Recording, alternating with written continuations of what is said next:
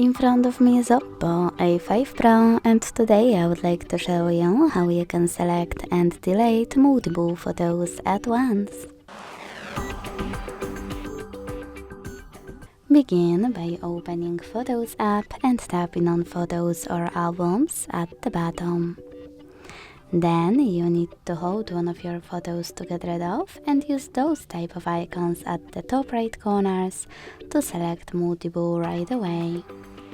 If you want to keep some, tap on them, and to get rid of the rest, use Delete button at the bottom and confirm your choice in the pop-up. Thanks so much for watching. If you enjoyed this video, leave a like, comment and subscribe. Bye!